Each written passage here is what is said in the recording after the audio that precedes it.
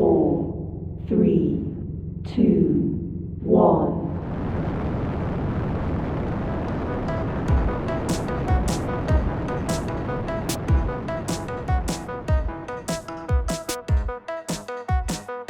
Hey, Gravity Formers, it's May 1st, and I'm here today with Dustin. We're going to talk about the Breakdown podcast. We got some new licenses right around the corner, and I want you to hear a story from Khraiss. He uses Gravity Forms at his agency in a really unique way, building out apps and other unique things that goes beyond forms. It's the Breakdown, the Gravity Forms podcast.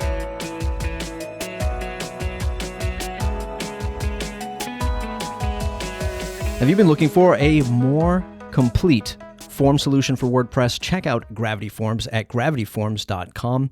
With our standard pricing that doesn't change year after year, tons of professional add-ons, superior support compared to the competition, and we now have Gravity Flow to make automations and building business workflows even easier. Using Gravity Forms, Gravity Flow, gravityforms.com. It's the most trusted WordPress contact form and more. Form anything with Gravity Forms. Go to gravityforms.com. Use coupon code GRAVITY10 to save 10% on your purchase. Gravityforms.com. Form anything. The most trusted contact form for WordPress.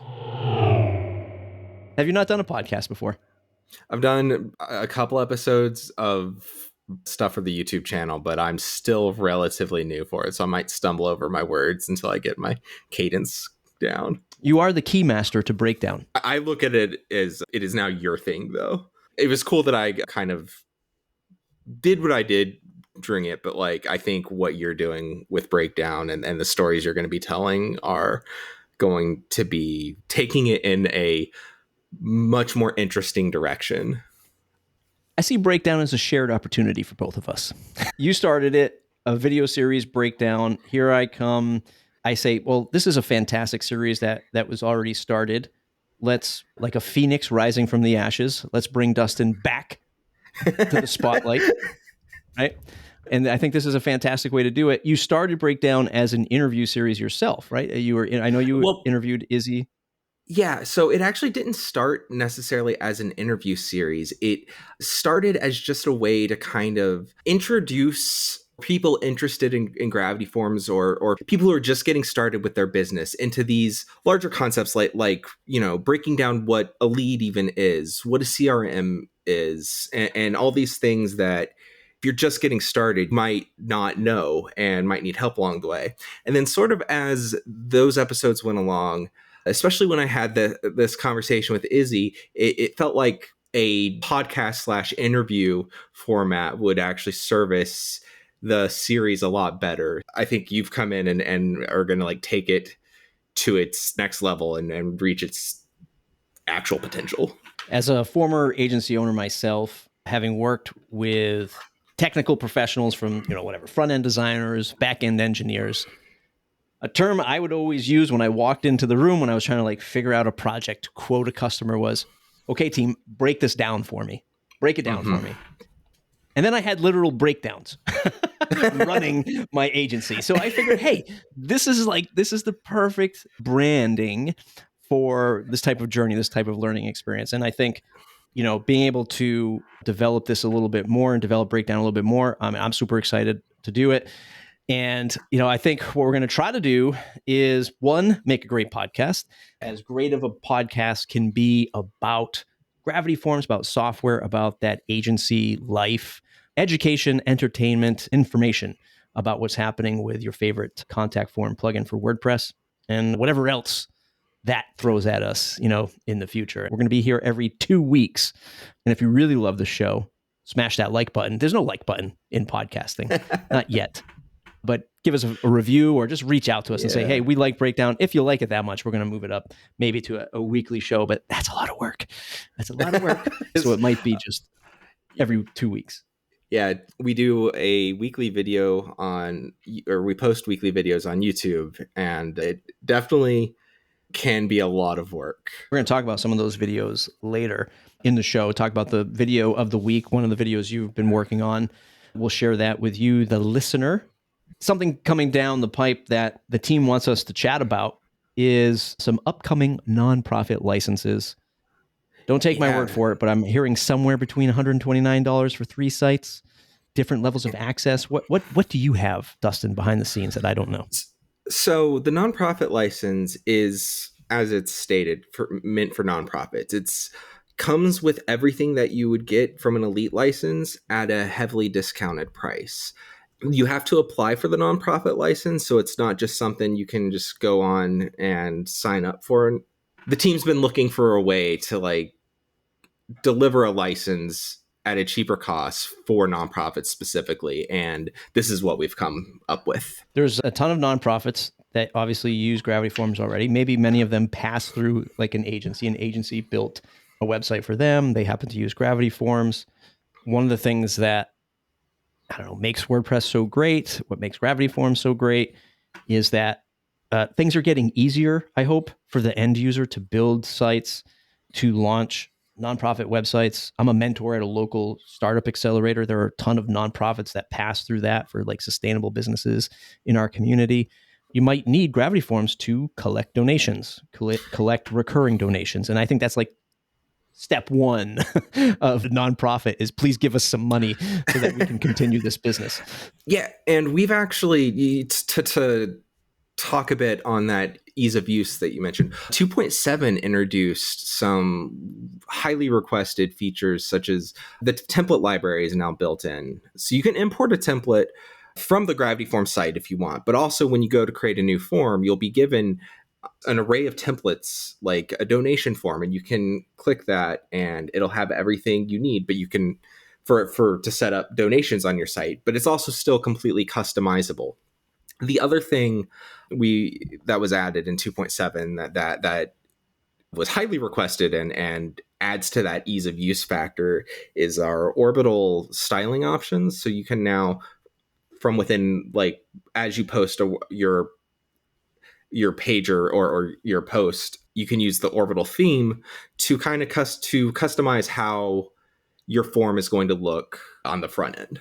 As most people start to transition, hopefully, to using the Gutenberg block editor or full site editing and Gutenberg and that combination, the end user is going to be much more exposed to that building experience. And you just want to change the colors, man. Like you just want to be in the page and go, you know what? That doesn't look good with the rest of my content on this contact form page. I just want to change the font, the colors right here, and now you can do it right inside Gutenberg. Yeah, and to actually talk for a second on Gutenberg, right now Orbital only supports Gutenberg, but in the future, the plan is to open that door wide open to allow Orbital to work with whatever version of WordPress you're running. So we want it to be as flexible as possible. Speaking of flexible as possible, do anything with Gravity Forms from nonprofit to contact forms. I had a chance to chat with a fellow named Stephen Khraiss from Holmes Corporation.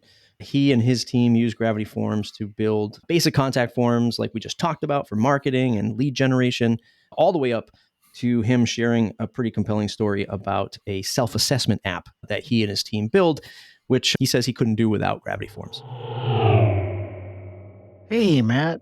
Stephen Khraiss here. My Gravity Forms story. I'm the marketing director of customer insights and analytics at Holmes Corporation. We partner with different associations in different verticals to offer a certification prep materials. So HR, payroll, facilities management, supply chain, internal audit, project management, healthcare. We're kind of in a lot of these major industries. And so there's definitely a lot of use cases and applications for Gravity Forms. Gravity Forms has been nothing short of groundbreaking for both me personally and my company. We use it in the traditional sense, but then beyond. So traditional in the sense of just general contact forms, registrations, etc. So I'm in marketing and I use Gravity Forms for all things lead generation, creating really cool BuzzFeed type quizzes to general contact forms, but also assessment form. One of the, what I call groundbreaking forms that we've done is a full self-assessment where candidates could kind of gauge based on the body of knowledge how comfortable they felt with that particular topic area, as well as what experience level. And we built this really sophisticated tool that if a candidate isn't familiar with a certain topic, they could hover over like a tooltip, and we embedded video content about it. So as they're going through this assessment, they are armed with the most information possible. And at the end of this, we did a custom confirmation page. So using Gravity Forms' awesome URL query feature where you can pass data through a URL, we could create dynamic content on this confirmation page based on the assessment results. So in that whole process, I kind of put a mini developer hat on and taught myself PHP to be able to, hide and show different things based on respondent answers. That would never have been possible without a tool like Gravity Forms that just goes far beyond what I think most form tools are designed to do. And that's really what I love about it. Another example is Gravity Forms has been able to expand beyond just my use of it from a marketing perspective, but helping our customer care team. So they were receiving hundreds and quite honestly, thousands of emails and calls that it was tough to get a gauge of where those categories were. So Gravity Forms could develop kind of a help wizard that we could send customers to. And if whatever their issue was, we had all these different buckets and categories, whether it was assistance with an order or they had a general question. It was a wizard of sorts that kind of guided customers. And it had over an 85% self-help rate thus far. And it's just been phenomenal. And the feedback that I've received just from our customer care team, like when I see them, they hug me because we've been able to streamline that process and, free up time just by creating this type of form using Gravity Forms. All around the office, people are always, GF, Gravity Forms all day, just because it's really changed the way we do business. And I'm so grateful that it was put together and designed and continues to be optimized and enhanced with every release. So thank you for listening to this, and thank you, Gravity Forms. Hashtag Gravity Forms all day. That was fantastic from Stephen, although it's hashtag form anything. Stephen, Yes. if you're listening. You know what I really loved about that was, I think when you first start using Gravity Forms, it's got a very welcoming, like easy to use interface. But then you have these examples like what Steve was talking about, where you can just take it to these really crazy levels and really, we talk about the hashtag form anything. You can do like anything with Gravity Forms, but at the same time, if you are a basic user that just wants to, create a simple contact page or a newsletter sign up form, it's a super easy. It's a breeze to do, but you can also extend the power of Gravity Forms to so many ways. And I think that Steve's story there really exemplifies that. 100%. You were hinting at the fact earlier in the show, you wanted to help people understand like CRM stuff, like, from anything soup to nuts of you have a contact form on your site, people can contact you, and maybe now you pipe that to a CRM. Hubspot is a very popular add-on for us. I heard that we're somewhere between first and second largest third-party integration in their platform. Asterisks, we might have to double check that, fact check that later on. Yeah. But that's what I heard through the grapevine. We're launching this new ebook, this new partnership with them. I recently wrote a piece highlighting my experience with using HubSpot as an agency owner, as a former recovering agency owner, on aligning oneself with better software. In other words, if you find more HubSpot customers, generally they might be better customers for your agency. What's your experience with HubSpot and what you've seen come down the Gravity Forms ecosystem with HubSpot and the expansiveness of that app? HubSpot's great. We use HubSpot internally, the Gravity Forms, and love it. I just did a video on top 5 tools to really enhance your Gravity Forms experience, and the first one in that list was HubSpot. So we have a really great relationship with them, and that's kind of led to the creation of this ebook and this ongoing campaign. Once long time ago was like, HubSpot, CRMs, there's no need for these these complex tools. Mind you, this was probably definitely over a decade ago. Now these things are so darn powerful and so robust that HubSpot is just one of those tools that in my last two previous gigs, I used HubSpot. And once I got into their ecosystem, and this is something that I'm going to fanboy a little bit about HubSpot, but they did it right, man. They did it right with content marketing, with their educational portal where you get certified. And I thought going into it like, God, just another, like, who needs to be certified on a SaaS app? Like, do I really need to learn things about sales and marketing, having been in sales and marketing all my life? And the answer was because once you got into it, their educational tools are so darn good and they keep reinvesting in them. I remember when I left my last 2 jobs ago, went to my next job, I had them transfer over my certifications because one, I didn't want to spend 8 hours doing it again.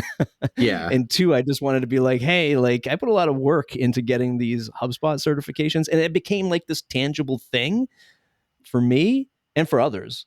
And they just do it right with the education and how they approach sales and marketing. So it's a tool, but it's also this larger ethos of how to do sales and marketing in an ever-changing online landscape. And I think they do that really well. So I got a question for you when we talk about like breaking down CRMs and HubSpot and things like that. At what stage, if you're a new business owner or you're growing your business, at what stage should you start thinking about looking at CRMs?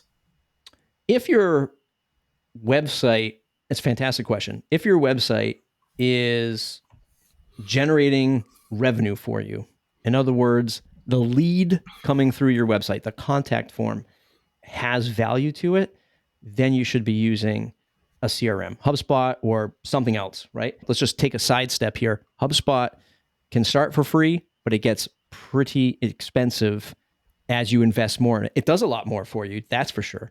But in the beginning, could be overkill for some. There might be others that are out there that are much more focused on a small business solution.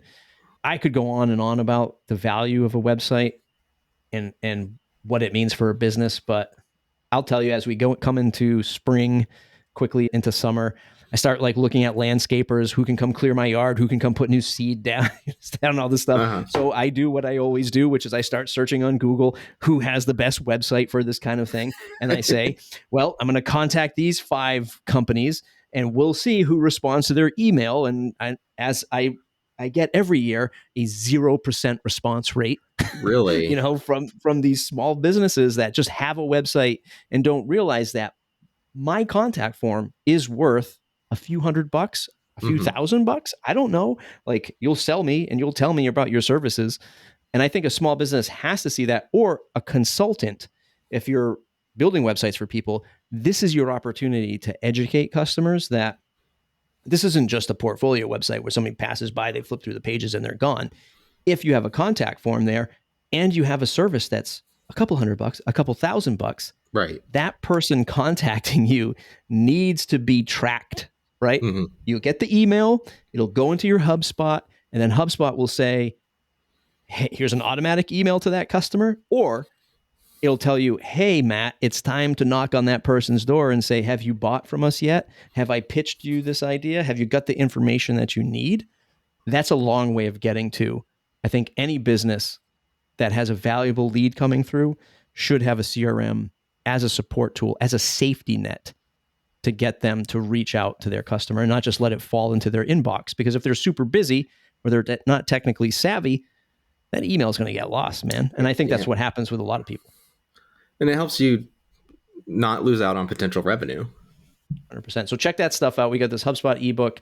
We'll link that up in the show notes. Blog post that I wrote about HubSpot and increasing your agency profitability if you're an agency, and then Dustin's video on 5 tools to enhance your Gravity Forms experience with HubSpot.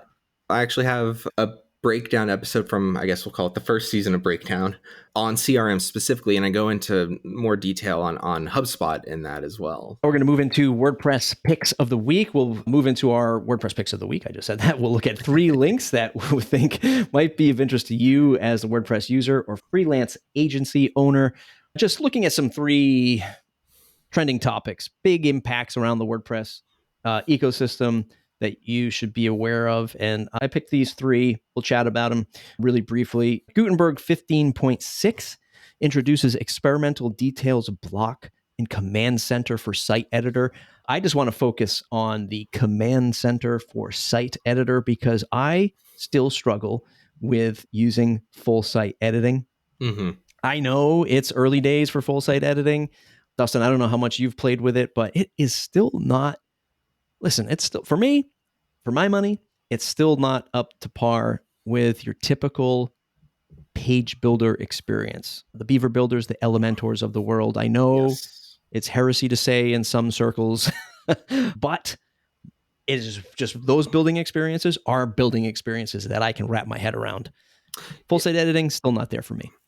Yeah, and I've gotten feedback on YouTube videos before, or like specifically when I did a video on styling your forms with Orbital. One of the comments that I got on that was, "Hey, how do I use this in a non-Gutenberg interface?"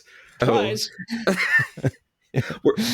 So we're working on that, but we understand that not everyone loves Gutenberg. Obviously, the continued updates, and anyone who's been in software, who's been in WordPress and or software for any amount of time. I mean, just think about your iPhone or your Android phone. Think about it 5-10 years ago, how it was. Like, how was that experience compared to today? Software and the experience will get better. So check that link out. That'll be obviously in the show notes if you want to learn more about that. Also from WP Tavern, Certified WP launches WordPress management and design certification program. Might be the first of its kind that I've seen. The new credential costs $150 for the exam and includes 3 courses towards mastering front-end development. I won't go into all the details. You can click the link to see it. I think what's most interesting is WordPress has a weird stigma in the development community. I know people might be at the gym now or out for a run ready to throw their phones when I say that, because most of us are WordPress developers and designers who are listening to this. You know the shtick. If you walk into a Hacker News column and you say, hey, WordPress is great for this, they all come at you with their better JavaScript stack or framework of choice. And they don't want to use WordPress for whatever reason. We heard from Steven earlier in the show. You can build some phenomenal things with WordPress, Gravity Forms, and a whole bunch of other plugins. To me, it's the oldest no-code platform that we have on the internet. And it's kind of cool to see people sort of having WordPress management, design, and I'm sure they'll have development credentials that they can get certified for in the future, because these are powerful tools that enable people to have jobs these days, from publishing to design. Right? You can do a lot with WordPress and get employed to do a lot with WordPress in my book. There's WordPress.org and there's WordPress.com. And we have a Gravity Forms option for WordPress.com. And there's a Gravity Forms solution for form building on WordPress.com right now. But if you have no experience building websites, like, you don't even have to worry about registering a domain if you go through WordPress.com. But if you want to get more technical, you got WordPress.org. It's a very flexible way of creating a website. Third link here, WooCommerce launches WooExpress, a WooCommerce hosted solution if you're looking for a more robust e-commerce solution by way of WooCommerce, of course. WooExpress is a new managed hosting product that uses WordPress.com's infrastructure, speaking of .com, and relieves store owners of the responsibilities of hosting and maintenance. A little over a year ago, I had the pleasure to interview the then CEO of WordPress.com, and I asked him about WooCommerce and a direct competitor to Shopify. Like, when are we going to see a direct competitor where you could just go apples for apples? Here's Shopify, here's WooCommerce, hosted, obviously. Go ahead and make the comparison. Here we are, a year and a half, maybe 2 years later, kind of getting a Shopify competitor, but I feel like they just dipped a toe into the pool of e-commerce hosting through the WooCommerce brand. We'll see how that matures, but there's a lot of stuff going on at Automattic. I can totally understand that there's not enough time to do everything that they want to do in the hosted WooCommerce solution world. Yeah. $40 a month or $25 a month billed annually. It's hosted WooCommerce, essential and performance packages. You can check it out at woocommerce.com/express. That's it for today's episode of Breakdown, a Gravity Forms podcast. You can subscribe wherever you listen to podcasts by searching Breakdown, Gravity Forms Podcast, or go to gravityforms.com/breakdown. You can click on the subscribe buttons there. There's a bunch of them. Or you can join the newsletter. It's another great way to stay connected. If you enjoyed today's episode, here's what I want you to do. Go to Twitter @GravityForms and tweet at us. Let us know that you enjoyed today's episode. If there's something you want to hear on the show, tweet at us @GravityForms. Go to the footer of gravityforms.com. Click on that Contact Us link and send us a message. If you have something more detailed you want to chat about or you want to be a guest, go to gravityforms.com. Go to our contact page. Send me a message. I am your host and producer today, co-host Dustin Henry, and thanks to our customer and fan, Stephen Khraiss, for sending in his story. It's the Gravity Forms podcast. See you in a couple weeks.